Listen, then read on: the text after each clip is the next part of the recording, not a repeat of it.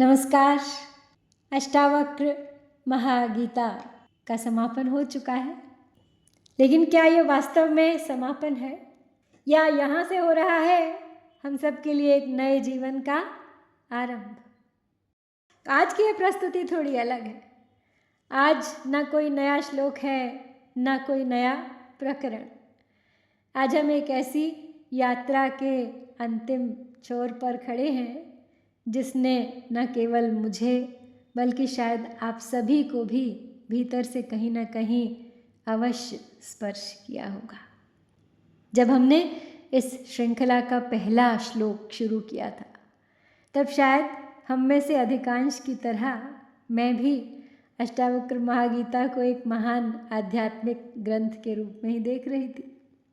लेकिन आज 63 कड़ियों की इस लंबी यात्रा के बाद मुझे लगता है कि ये केवल एक ग्रंथ नहीं है, ये मनुष्य के भीतर लौटने का मार्ग है। ये यात्रा वास्तव में थी किसकी?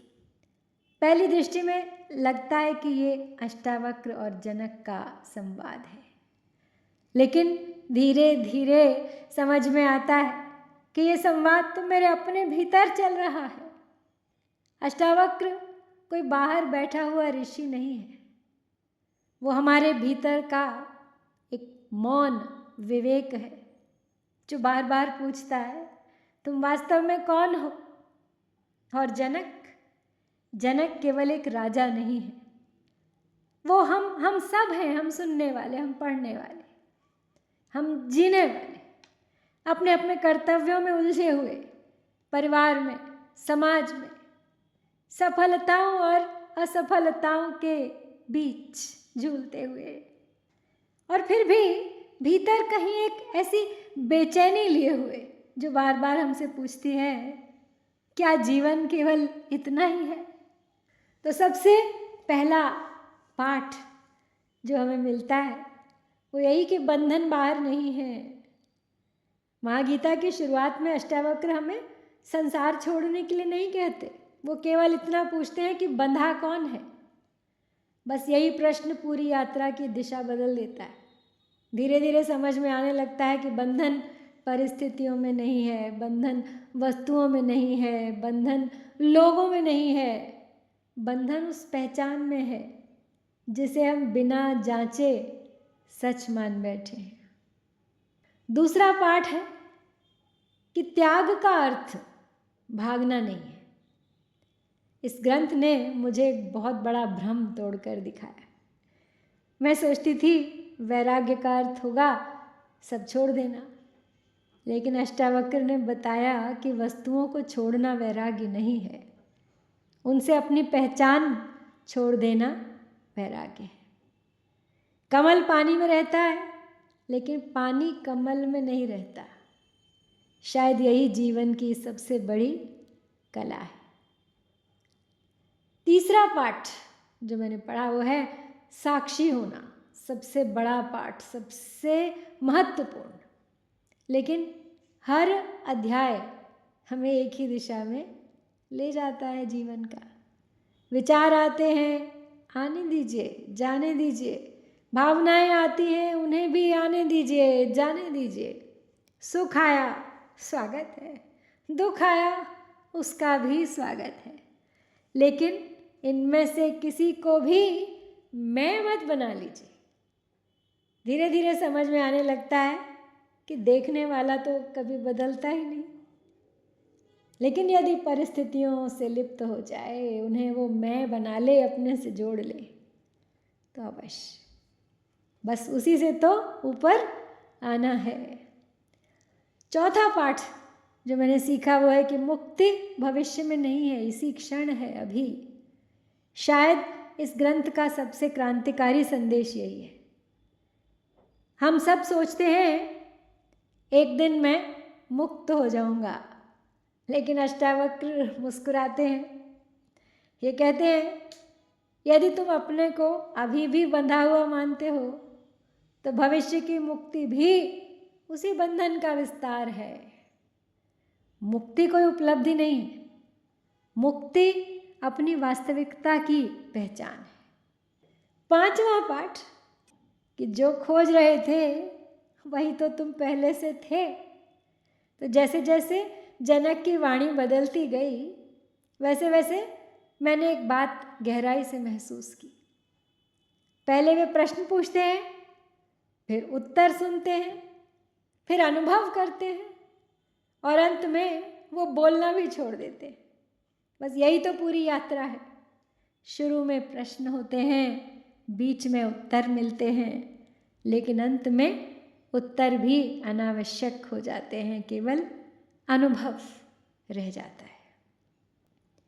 तो क्या ये ग्रंथ संसार छोड़ने की शिक्षा देता है? नहीं, मुझे तो बिल्कुल नहीं लगता। यदि ऐसा होता तो जनक जैसे राजा को अष्टावक्र ज्ञान क्यों देते? जनक सन्यासी नहीं बने, वो राजमहल लौटे, राज्य चलाया, कर्तव्य निभाए, लेकिन भीतर सब कुछ बदल चुका था। यही इस महागीता का सौंदर्य है। ये हमें संसार से भागना नहीं सिखाती, ये संसार में रहते हुए स्वयं को न भूलना सिखाती है। मैं कौन हूँ ये याद रखना है, मैं ये शरीर नहीं हूँ। अब प्रश्न उठता है कि आज के समय में अष्टावक्र क्यों? क्या महत्व है इस महागीता का, इसके संदेशों का वर्तमान चकाचौंध वाले इस युग में? आज पहले से कहीं अधिक सुविधा है, पहले से अधिक जानकारी है, पहले से अधिक विकल्प हैं, लेकिन शांति कहाँ है? शांति पहले से कम है। क्यों? क्योंकि हमने बाहर बहुत कुछ बना लिया, भीतर लौटना भूल गए। अष्टावक्र हमें उसी घर का रास्ता याद दिलाते हैं, लौटने का मार्ग दिखाते हैं, जहाँ हम कभी गए ही नहीं, क्योंकि हम कभी वहाँ से निकले ही नहीं थे। मेरे लिए इस यात्रा का सबसे सुंदर क्षण यदि कोई मुझसे पूछे तो पूरी महागीता का सार एक वाक्य में क्या है, तो शायद मैं कहूँगी कि जो खोज रही थी वही खोज का लक्ष्य था। या शायद तुम्हें कुछ बनना नहीं है, केवल जो हो बस उसे पहचानना है। अब आप सबसे एक छोटी सी प्रार्थना है मेरी कि यदि आपने इस पूरी यात्रा में मेरा साथ दिया तो मैं आपका हृदय से धन्यवाद करती हूँ। लेकिन इससे भी अधिक मैं आपसे एक निवेदन करना चाहूँगी कि इस ग्रंथ को केवल सुनिए मत, इसे अपने जीवन में देखिए। जब क्रोध आए याद कीजिए कौन क्रोधित है।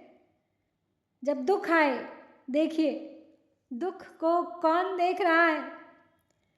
जब सफलता मिले पूछिए क्या इससे मेरा वास्तविक स्वरूप बदल गया। और जब कभी अकेले बैठे तो बस कुछ क्षण अपने भीतर उतर कर देखिए। शायद अष्टावक्र वहीं आपका इंतज़ार कर रहे हों। आज ये श्रृंखला पूर्णतः समाप्त हो रही है, अब इसके बाद कोई प्रस्तुति नहीं आएगी। लेकिन यदि इस यात्रा ने आपके भीतर एक भी नया प्रश्न जगा दिया है तो समझिए आपकी यात्रा अभी शुरू हुई है। अष्टावक्र महागीता का उद्देश्य उत्तर देना नहीं है, आपको जगाना है। और जागरण किसी वीडियो के समाप्त होने से समाप्त नहीं होता। आप सभी का इस संपूर्ण यात्रा में साथ देने के लिए मेरा हृदय से आभार। यदि इन 63 कड़ियों में से किसी एक श्लोक ने भी आपके जीवन को थोड़ा हल्का किया हो, यदि किसी एक विचार ने भी आपके भीतर शांति का एक दीप जलाया हो, तो यही इस पूरे प्रयास का सबसे बड़ा पुरस्कार है मेरे लिए।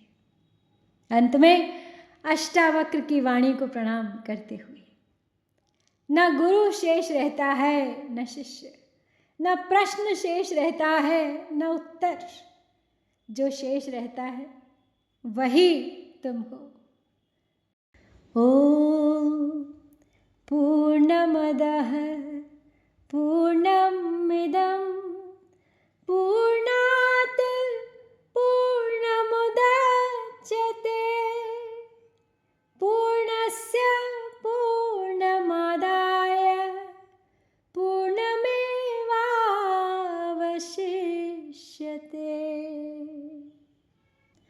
यदि इस यात्रा ने आपके भीतर शांति का एक क्षण भी जगाया हो तो उसे अपने जीवन में जीवित रखिए।